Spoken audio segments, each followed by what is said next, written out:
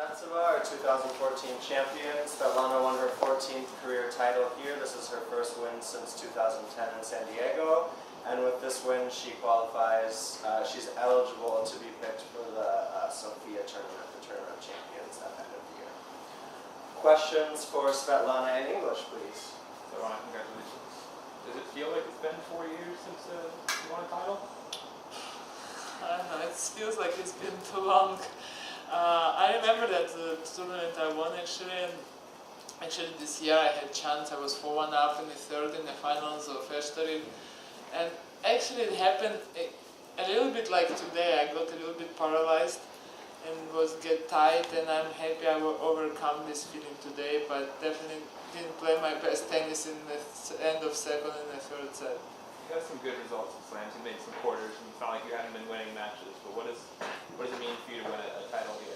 It's a great feeling. It's very nice. You know, you play tennis. I work very hard every day and trying to improve things. You know, after you've been winning slams, not winning tournaments, it's really hard. So you just work hard and try to be at your best. And it's always great to win. It feels great. Svetlana, when you entered that third set, did you think about other finals that you had lost opportunities before, or were you just focusing on the opportunity there today? Oh, it's very hard to say. It's many things in your head, but you try to put it back as much as you can. I was just trying to hang in there to get my serves, and that last game I thought I just need 4 balls. Please give me 4 balls. And I modified my game a little bit and play a little bit heavy ball, and yeah, I was really tired actually after last night because I got to bed at 3 AM and it was very late and really tired. How has your game changed since the last time you won a title? Oh, I have no idea. Maybe I changed, maybe not, no idea. I'm curious, I know that you hadn't played her before. Did you do any scouting on YouTube or anything, or did you look at her, anything about her before the match? I saw a couple points when she played Mladenovic, but it's 2-3 points and Mladenovic hit winners. Then I was asking my coach, how is she playing? And he saw her playing a little bit, and he explained me, but it's still different, you know, when you don't play a person, you never practice. It's the final and you have no clue how one playing, and I came out there a little bit Actually I started to watch last night 2 points of her match against a Pong in Australian Open, and I thought, okay, forget it, I didn't want to watch, so I don't know. I just came out there and tried to figure out how she plays. So to follow up on that, what in particular sort of impressed you about her match or her play? My coach told me she plays a little bit flat, and for me she plays a lot with spin, especially for Japanese players she plays a lot of spin. I mean, for Spanish players not, but she plays spin and she moves well. Yeah, that's it. How does this sort of change your outlook on the year to make you more positive about your tennis going forward? Oh, I try to be positive overall, and definitely it brings you a special feeling, you know, to win a title. It's I didn't think about it, I'm not winning the titles. I didn't have this in my mind, but it's always great to win one. Svetlana, do you set goals during the season, like ranking goals or anything, or you just pick it tournament by tournament where you are at your game? You know, I work so hard, from myself I couldn't ask more that I've been working lately, and I've been doing all the right things. It's very hard, you know, to put goals towards ranking, as I know I belong in a higher position that I am in the rankings, and then not to get there where I would like to be, so I don't want this in my back of my head. I just want to focus day by day work and try to play good matches and improve. Do you feel like you're getting closer to top 20, top 15? Do you think you're getting have better chances now against those players? I mean, on my level, I don't think I'm not there. In my level of the game, I'm there. I can be even top 10, but it's a matter of results. It's a matter of you know, it's the year is very long, and some moments, if like one match would go my way, it would change completely the whole year. And for example, I didn't play well in Australia. It's also changes whole year. So it's very hard. It's not like I don't see that I'm not there.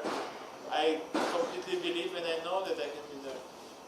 Yeah. So with this being, the first match after a break after Wimbledon, do you feel like this is sort of the beginning of the second part of the season or the beginning of the kind of end of the season, and that can give you some momentum going into the next couple big events? Well, for me, after the Wimbledon, I always try to get a small break because otherwise, like I've been on a tour of more than 12 years, it's very hard to last whole year. And I take a break, and then I was thinking, what do I go to? To go Stanford and to go Washington. I never been to Washington, I say, and I look on the map. It was 1 hour flight from next tournament, and it's the same time zone. You guys laughing, but it makes a lot of difference because tomorrow I get a flight and I fly 1 hour, and when I get there I don't have to go 3 hours difference in the time zone. It looks like nothing, but it's a lot. So I look this, and I always like to start the tour or like the American swing with the smaller tournaments. Like you don't get very tough opponent in the first round because I need to have matches. And I decided to go Washington, and some people told me, oh my God, it's so cold, it's so hot in there, and it's like nothing there. It's like not good tournament or whatever. And I was like, okay, I still will go. And I came here and I was speaking to Katerina Makarova, and she was telling me the last year they didn't have a gym. A few years ago it was not even locker rooms, like it was something else. But I really like it, the site, and it's very quiet week. I think it's great before going to the big events. I really enjoy the week. It's great hotel. I mean, I really enjoyed it. Not because I won, but I mean, it's very calm and like easy.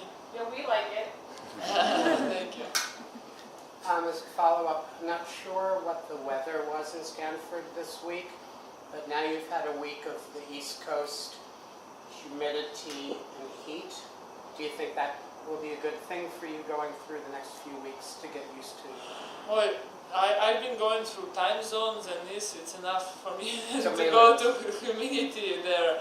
I mean, it's great. It's great to test you in the difficult conditions and then to go to hopefully to the easier condition. But I've been training in Barcelona before coming here.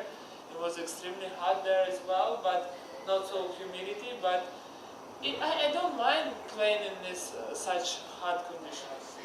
Svetlana, is there something about hard courts that adds something more to your game as opposed to playing on clay courts for you, or is it still sort of your same game no matter the surface? I feel like I have, with my game, I have advantage in front of most of the girls on clay because I have lots of spin and I know very well to slide, and yeah. But on hard I also like playing. But I'm kind of equal with others. You're not flying till tomorrow to Montreal? You're going tomorrow? Yes. So, any plans to celebrate tonight, and do you need recommendations? I was like, what's coming No, no, tonight? Yeah, that's maybe a little scary, but no, I'm asking because I know the men earlier, they were all going directly because, Milos and Vasek have a lot of commitments in Canada, so they had to go right away. And Yeah, but what flight did they take? It was no flight tonight. well, there was like an 8 o'clock. I didn't find one. Oh, they're going to going different to cities, Toronto. Ah, that's why. Yeah. I was confused because my friends asked me where are you traveling to. I'm like, I'm going to Toronto, and everybody, no, you're going to Montreal. It's important I know this before I buy the ticket. Yeah. Well, so I'm curious. Are you going to celebrate, and how? We were actually discussing it with my coaches this now, and I was like, I don't even want to have a glass of wine. I really don't. I'm so tired, and like, I just want to relax, and it's like, he told me that he'll push me to have one glass. So. But we were going to the same restaurant for a whole week. I was really enjoying it, and maybe we'll go there today, maybe not. I have no idea. Not party for sure. Any other questions? Okay, thank you. Thank you guys. Thank you. Congratulations.